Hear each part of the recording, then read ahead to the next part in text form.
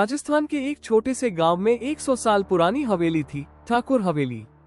कहा जाता था कि वहां कोई नहीं रहता, लेकिन रात में वहां से अक्सर किसी के रोने, दरवाजे खटकने और अजीब सी चीखें सुनाई देती थी।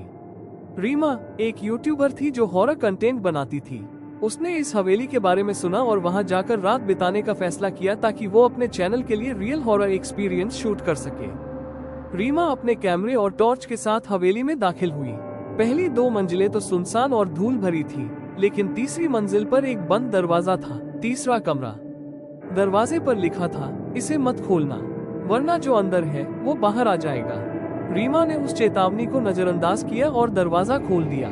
कमरे के अंदर एक पुराना शीशा था। जैसे ही रीमा ने उसमें देखा, उसे अपने पीछे किसी की परछाई नजर आई, लेकिन जब पलटी वहाँ कोई नहीं था। कैमरे की स्क्रीन ब्लर होने लगी, बैटरी अपने आप खत्म हो गई और हवेली के अंदर अजीब अजीब आवाजें आने लगी। रीमा भागने की कोशिश करती है, लेकिन पाती है कि हवेली का मेन गेट अब गायब हो चुका है। उसे एक पुरानी डायरी मिलती है जिसमें लिखा है, जो भी इस कमरे को खोलेगा वो खुद इसका हिस्सा बन जाएगा। अगली आत्मा वही होगी। अगले दिन गांव वालों ने हवेली के बाहर रीमा की गाड़ी तो देखी, लेकिन रीमा कभी नहीं मिली। कई साल बाद एक और यूट्यूबर उस हवेली में गया और तीसरे कमरे में उसे एक नया शीशा मिला, जिसमें रीमा की परछाई अब भी कैद थी। वो मुस्कुरा रही थी, जैसे किसी नए शिकार का इंतजार कर रही हो।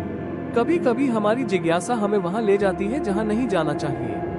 अगली बार जब कोई दरवाजा मना करे, तो शायद उसे बंद ही रहने देना बेहतर होगा।